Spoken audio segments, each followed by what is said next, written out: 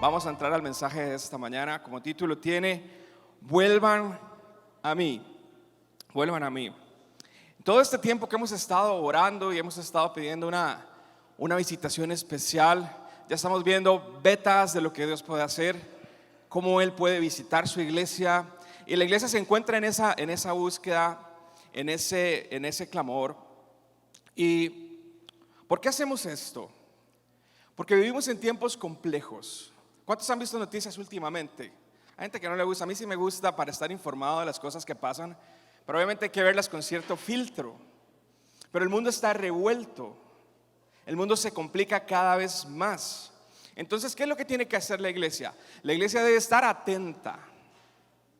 La iglesia no puede estar solo enfrascada en lo que está haciendo aquí, en temas ministeriales y esperando al Señor. No, la iglesia tiene que tener ojos puestos ahí para ver lo que está pasando y estar también conectada con Dios para ver qué es lo que Dios puede hacer. Porque en un mundo abatido, en un mundo complicado, la iglesia debe estar conectada con el Señor, buscando la verdad, buscando afirmarse más en lo que Dios quiere hacer. ¿Por qué? Porque la verdad de Dios, ¿qué nos trae? Libertad.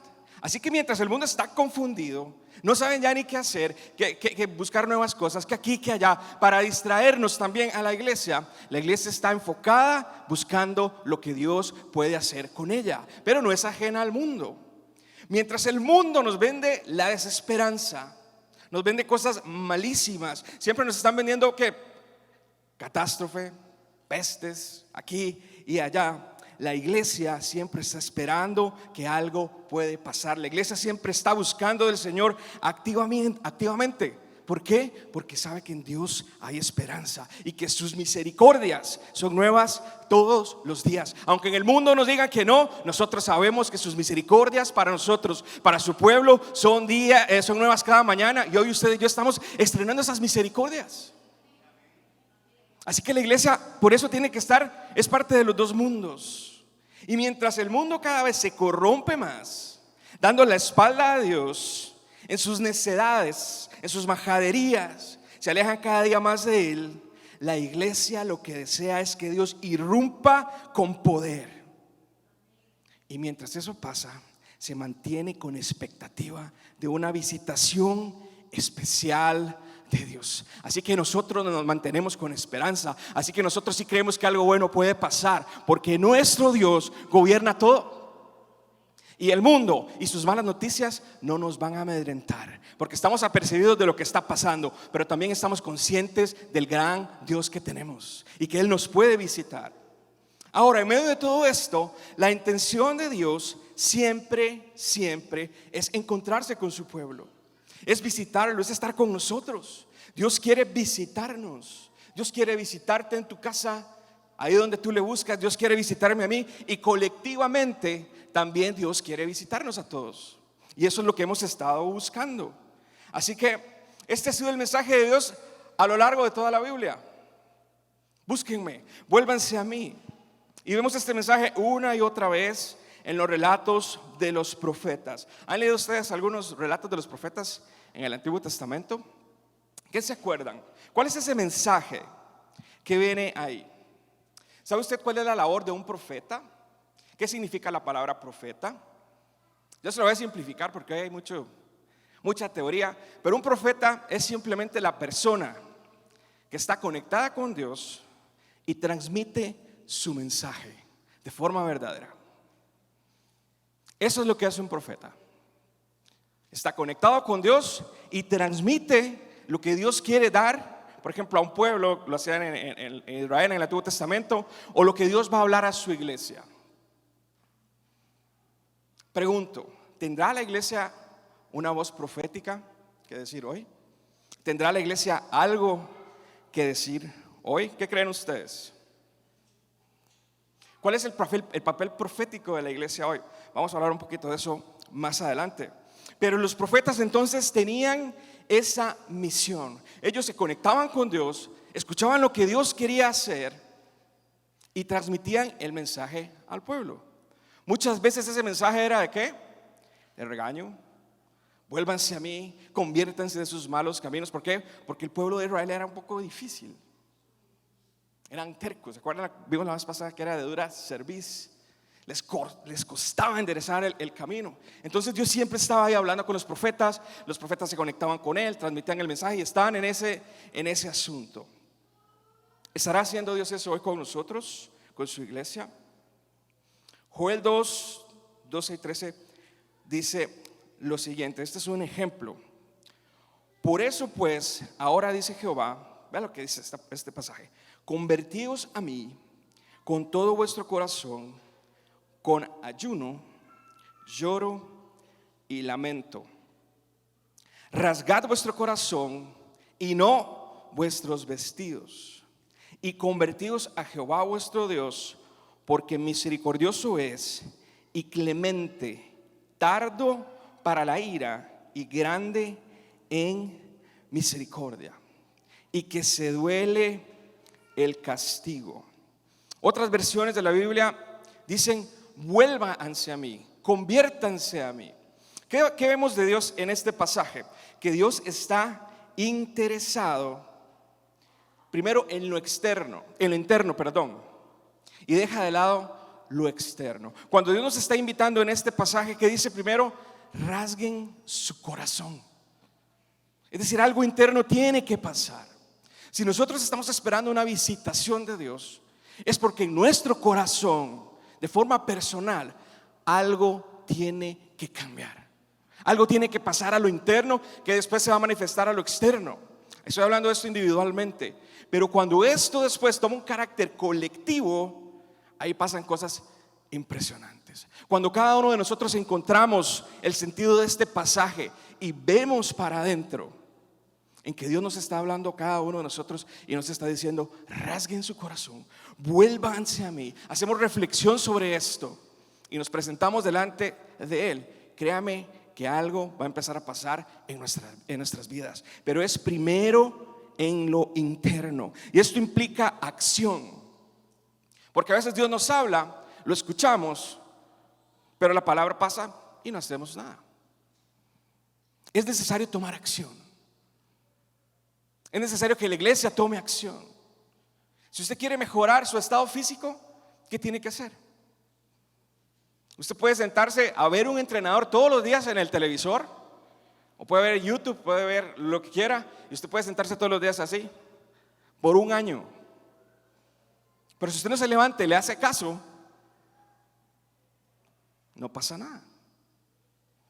Si usted quiere mejorar sus finanzas, usted puede escuchar a un experto financiero, contratarlo, y él le va a decir: bueno, usted está en esta situación, ahora en adelante este es el plan de acción, tiene que hacer esto, esto y esto. Y si usted no le hace caso, no va a pasar nada. A nivel espiritual pasa lo mismo. ¿Sabe por qué? Porque Dios nos sigue hablando y Él nos está diciendo: vuélvanse a mí. Pero el hacerlo nos toca a nosotros. Nos toca a nosotros. Esa es la parte que tenemos que hacer. Y si queremos que Dios nos visite, tenemos que sí o sí volvernos a Él. Y eso no es posible hacerlo si no hay en nosotros una conciencia de lo que significa el arrepentimiento. El arrepentimiento forma una parte vital de la vida cristiana, y es de lo que quiero compartir hoy un poquito. Porque a veces cuando venimos al Señor pensamos que solo tenemos que arrepentirnos la primera vez, y venimos y confesamos nuestros pecados y aceptamos al Señor en nuestro corazón, y eso está bien. Pero ¿qué pasa después? Ese es un mensaje para todos, para toda la iglesia, para los que tienen muchos años de estar en el Señor y para los nuevos. ¿Qué pasa después? Porque el Señor sigue diciendo: vuélvanse a mí. ¿Saben? Los profetas pasaban una y otra vez recordando esto al pueblo. Y Esdras y Nehemías, que era otra de la función de los profetas, y la iglesia también tiene esa función hoy. Ellos intercedían por el pueblo y se presentaban delante de Dios por el pueblo, y reconocían delante de Dios sus faltas, y Dios los escuchaba. Y aquí vemos a Esdras y a Nehemías como un ejemplo cuando venía el pueblo de la cautividad. Necesitaban restaurar las murallas del templo y los dos hacen una oración de intercesión, se presentan delante del Señor, reconocen los pecados delante del pueblo y después de eso el Señor empieza a ayudarles a restaurar los muros del templo. Pero hay arrepentimiento en sus corazones. ¿Hay arrepentimiento en nosotros? ¿Sí o no? Porque este no es un mensaje popular. El arrepentimiento no es algo que enseñamos mucho. ¿Por qué? Porque es un tema incómodo. ¿Y a quién le gusta hablar de temas incómodos? ¿A quién le gusta que lo confronten? A mí a veces no me gusta que me confronten. Más cuando me dicen, usted está fallando en esto. Ay, qué feo. Pero es necesario. Y es necesario que escuchemos de esto, porque yo estoy seguro que el Señor nos está hablando. Yo estoy seguro que el Señor nos está llamando. ¿Por qué no nos gusta hablar de arrepentimiento? Primero, porque nos lleva a reconocer nuestra condición actual. Y eso es difícil. No nos gusta que nos incomoden. No nos gusta que nos hagan ver en lo que estamos fallando. Eso no es del todo bonito. Si nos hemos equivocado, si hemos tomado malas decisiones, a veces tomamos malas decisiones que nosotros no las vemos. No es tan fácil ver para adentro y decir, me equivoqué. Cuando alguien de afuera nos lo dice, ayuda mucho, pero no es a veces lo más bonito. En segundo lugar, estamos tan acostumbrados a ya estar en un estatus, ni bien ni mal, estoy más o menos. Las cosas a veces están bien, sabemos que hay cosas que tenemos que cambiar. ¿Quién tiene que cambiar algo hoy? De su forma de vivir, algún pecado que tiene ahí constante, ¿verdad? Y no sale, actitudes, vocabulario. Ya estamos tan acostumbrados que simplemente, ¿qué hacemos? Nada. Es más fácil eso, ¿no? Es más cómodo eso. 3, no nos gustan los cambios, porque nos sacan de la zona cómoda, donde nos exigen, donde se nos desafía. No nos gustan los cambios. A veces le decimos al Señor, Señor, no me llame, yo lo llamo. Pero quiero que me sirvas. Señor, después. A veces el pastor nos llama, vea, necesito hablar con usted en una situación. Pastor, después llego. No me llame, yo lo llamo. Pero le quiero decir algo. Dios cuenta con usted. Dios está contando con usted. Si hoy este mensaje le está dejando algo en su corazón, es porque Dios con usted no ha terminado. Y Dios no ha terminado con la iglesia. A veces también hemos caído en el error de formar nuestras propias recetas para, según nosotros, estar bien con Dios. Y entonces tenemos el camino claro en la Biblia, dice es A, B, C. Pero el hombre se las arregla y trata de hacerse su propio camino. No, eso tal vez no está tan mal. De esta forma me relaciono yo con Dios. Esto que hago, como aquel lo hace, y yo veo que ahí vive tranquilo, yo voy a hacer lo mismo. De por sí Dios nos ama a todos. Jesús es amor. Y en ese mensaje del amor nos permitimos hacer cosas que sabemos que están mal, pero como lo hace fulano y tiene muchos seguidores en redes, debe estar bien entonces. Y nos conformamos con eso. Pero el Señor sigue tocando a la puerta de nuestro corazón y dicen, vuélvanse a mí, vuélvanse a mí. Y el mensaje estuvo presente durante todo el Antiguo Testamento. ¿Quién se acuerda cuál es el último libro del Antiguo Testamento? Que lo de ahí, pegue el grito. Fíjese en el teléfono, ¿verdad? Malaquías. ¿Quién se acuerda cuál es el primer libro del Nuevo Testamento? Lo iba a hacer en una dinámica, pero al final no puedo hacerlo. A Mateo, ese está más conocido. ¿Se acuerdan ustedes, lo habrán escuchado tal vez, que cuando termina el Antiguo Testamento hay un periodo de tiempo, se le denomina el intertestamentario? ¿Se acuerdan de cuántos años pasaron más o menos? 400, 500, por ahí anda la cosa. Entonces, este periodo de silencio llamado intertestamentario, lo que pasó acá es que no había una voz profética calificada para seguir escuchando la voz de Dios y transmitir un mensaje al pueblo. Vea qué interesante esto. Un mensaje presente durante tanto tiempo y se hace una pausa. Llegamos a Mateo. ¿Se acuerdan el mensaje que da Juan el Bautista? Después de que usted empieza a leer Mateo 1, 2, ahí ve la genealogía de Jesús, verá quién fue el abuelo de Jesús y todo eso. Son lecturas bien interesantes, pero son largas. Después se relata el nacimiento de Jesús y después aparece un hombre vestido de piel de camello que comía langostas y miel. ¿Y se acuerda qué es lo que dice? Arrepentíos. Así empieza el Nuevo Testamento. El hilo del mensaje que venía en el Antiguo Testamento se enlaza con el mismo mensaje que está acá ahora en el Nuevo Testamento. Y dice: arrepiéntanse, porque el reino de los cielos se ha acercado. Vaya conmigo a Mateo 3, del 1 al 11. Dice: en estos días Juan el Bautista llegó al desierto de Judea y comenzó a predicar. Y su mensaje era el siguiente: arrepiéntanse de sus pecados y vuelvan a Dios, porque el reino del cielo está cerca.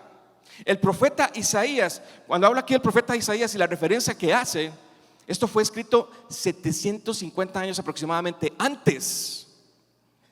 Isaías hace una referencia a lo que iba a decir Juan el Bautista y dice, yo me imagino a Isaías diciendo: estoy viendo esto, es una voz que clama en el desierto: preparen el camino para la venida del Señor, ábranle camino. 750 años antes, Isaías estaba profetizando lo que estaba diciendo en este momento Juan el Bautista. Esto es impresionante, la conexión que hay entre la Biblia, el hilo conductor de este mensaje. Y dice: Juan usaba ropa tejida con pelo rústico de camello y llevaba puesto un cinturón de cuero alrededor de la cintura.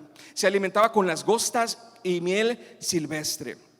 Gente de Jerusalén, de Judea, de toda Judea y de todo el valle del Jordán salía para ver y escuchar a Juan. Y cuando confesaban sus pecados, él las bautizaba en el río Jordán. Cuando Juan vio que muchos fariseos y saduceos venían a mirarlo bautizar, los enfrentó. Qué increíble este hombre. Decía: camada de víboras, exclamó.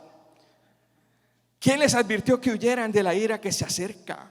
Demuestren con su forma de vivir que se han arrepentido de sus pecados y han vuelto ¿a quién? A Dios. No se digan simplemente el uno al otro: estamos a salvo porque somos descendientes de Abraham. Esto no significa nada, porque les digo que Dios puede crear, esto me hace tanta gracia, hijos de Abraham de estas piedras. Es decir, toda su ley, todo su estatus, toda su historia, todo su récord, todo su estudio no es nada si no se arrepienten y su vida no es evidencia de que se han vuelto a Dios. Eso no significa nada. Ahora mismo el hacha del juicio de Dios está lista para cortar todas las raíces de los árboles. Así es, todo árbol que no produzca buenos frutos será cortado y arrojado al fuego. Yo bautizo con agua a los que se arrepienten de sus pecados y ¿qué? Y vuelven a Dios. Repite el mensaje de nuevo. Pero pronto viene alguien que es superior a mí. Que es superior a mí, tan superior que ni siquiera soy digno de ser su esclavo y de llevarle las sandalias. Él los bautizará con el Espíritu Santo y con fuego. Está listo para separar el trigo de la paja con su rastrillo. Luego limpiará la zona donde se trilla y juntará el trigo en su granero, pero quemará la paja de un fuego interminable. ¿Qué clase de mensaje con la que se rompe ese periodo de silencio, no? Es el mismo mensaje. ¿Sabe? Aquí encontramos una palabra interesante que es clamar. Isaías dijo: es una voz que clama en el desierto. Juan no estaba diciendo: hey, vengan, arrepiéntanse, va a venir Jesús, por favor. Juan estaba a grito pelado anunciando el mensaje. No tenía temor. No estaba pensando en qué iban a decir los fariseos, los saduceos y todos esos egos, ¿verdad?, que aparecen a veces en la Biblia. Él no estaba preocupado. Él estaba enfocado en su misión: preparar el camino para el que iba a venir delante de él, que era superior. Estaba sin pena, estaba sin vergüenza, estaba clamando. Y cuando vemos la palabra clamor no únicamente significa alzar la voz, hablar con vehemencia. También en la Biblia, cuando se habla de clamor, es porque usted sabe que cuando clama, Dios lo puede escuchar. Así que nuestro clamor hacia Dios cuando estamos pidiendo avivamiento está siendo escuchado. Su oración cuando está pidiendo avivamiento por usted, por su familia, por su vida, está siendo escuchada, porque la iglesia está entrando en un nuevo nivel de oración y estamos clamando porque Dios haga algo nuevo. Y cuando Dios escucha mi clamor, cuando Dios escucha su clamor, cuando Dios escucha el clamor del pueblo, empiezan a pasar cosas maravillosas. Después de esto que Juan hizo y esta escena, vemos a Jesús entrando. Vemos al Padre cuando dice: este es mi hijo amado en que tengo complacencia, y el Espíritu Santo desciende sobre él y arranca la misión de Jesús. La historia de Jesús en esta tierra, en su máximo esplendor, arranca aquí. Va al desierto, es tentado, y ya usted puede leer esa historia más allá. Pero empieza lo mejor para usted y para mí. Porque aunque nosotros no vimos a Jesús, no vimos a Juan el Bautista, el mensaje sigue estando presente. Arrepiéntanse y vuelvan a mí. Dios no vino solo a darnos salvación, Él vino a darnos libertad. ¿Quiénes somos libres totalmente? O sea, yo necesito la libertad que Jesús puede traer a mi vida. Así que hoy Él quiere y sigue hablando de que necesitamos estar en una vida de constante arrepentimiento. Y esa es también parte de la función de la iglesia. Como les decía ahora, no nos arrepentimos solo al principio. Cuando el Espíritu Santo está en medio de nosotros y nos redarguye de pecado, es para que tengamos la capacidad de arrepentirnos y seguir adelante. Hay gente que cree que solo es al principio, pero no, porque no dejamos de pecar. Todos los días tenemos tentaciones. Todos los días, de acuerdo a las debilidades que cada uno tenemos, Satanás va a querer tentarnos, darnos la oportunidad de que mire, vea qué bonito aquello, que vaya, uy, sí, vaya, hágalo, tóquelo, mande ese mensaje, vea ese video, métase ese link. Ahí está. Pero está en nosotros tomar la decisión. Dios nos puede dar la fuerza para resistir a eso y no hacerlo. Y si lo hacemos, arrepentirnos y venir con un corazón humilde delante del Señor. Ahora, arrepentimiento no es lo mismo que culpa. A veces pasamos atados a un pecado culpándonos, ¿verdad?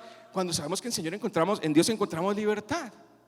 La culpa la trae Satanás. El arrepentimiento que viene de parte de Dios te trae paz, te trae libertad, te trae una restauración de su relación con Él y puedes seguir adelante. Eso lo hace el Espíritu Santo. Dios nos perdona y nos hace libres de la culpa. ¿Quién quiere ser libre de la culpa? Yo. Ya casi voy terminando. Esto va para muchos mensajes, pero después podemos dar una segunda parte. Arrepentimiento significa cambiar de dirección. Si yo digo que me estoy volviendo al Señor y decido cambiar de dirección, es porque ahora quiero caminar con Él. Y déjeme decir algo que es muy duro, pero es una realidad. Si usted no camina en dirección del Señor y en la dirección de Dios, en la dirección que Él ha establecido para su vida, va a caminar en contra. No se puede hacer las dos cosas. No se puede decir que camino con Dios y hacer las cosas que Dios no me indica. No puede decir uno que se ha arrepentido si su vida no evidencia un cambio de conducta. Jesús mismo enseñó que habían dos caminos: el estrecho, el incómodo, el que Él nos llama a caminar por Él, que lleva ¿a qué? A la vida eterna. Y el otro, el ancho, el espacioso, en el pura vida, En el nadie me incomode, nadie me diga nada. Yo estoy bien, pastor. No, pastor, gracias. Yo estoy bien así. Yo tengo mi propia relación con el Señor. Ese tipo de camino te va a llevar a la muerte. Pero no es un mensaje popular, pero es un mensaje real. Si no caminas en dirección del Señor, vas a encontrar cosas que no quieres encontrar. Porque el pecado solo nos trae malas consecuencias. No he visto una sola persona que peque y le pase algo bueno. Destruimos nuestra vida, destruimos nuestras familias, destruimos relaciones, porque queremos caminar siempre en nuestra dirección. Y voy a dejar una parte del mensaje para otro día, pero quiero dejarle esto en su corazón. Cuando nuestro arrepentimiento es genuino, hay sí o sí un cambio de opinión con respecto al pecado. No es lo que yo pienso, no es lo que yo creo, es lo que la Biblia enseña. Y la Biblia es la palabra de Dios y es la verdad. No es lo que yo me inventé, es lo que Dios dice. Y si Dios dice esto está mal, está mal. Ese cambio de opinión debe llevarnos a no querer hacer más lo que nos aleja de Dios. Es decir, cambiar el rumbo, cambiar la dirección. El arrepentimiento genuino trae un cambio y una reforma de la conducta. Porque primero opera en nuestro corazón, opera en nuestra mente, y eso transforma nuestra manera de actuar. Entonces ya no pensábamos igual que antes, porque Dios cambió eso en nosotros. Y ahora sí podemos caminar alineados a su voluntad. Y es la parte linda de todo esto, que nosotros como iglesia tenemos el poder de seguir llevando este mensaje al mundo. Si usted no quiere pararse como Juan el Bautista ahí en el Parque Central, arrepentido, ok, pero entonces vivamos de acuerdo a lo que enseña la palabra. Demos el ejemplo al mundo de lo que Dios quiere hacer. Y yo estoy seguro que Dios nos va a visitar.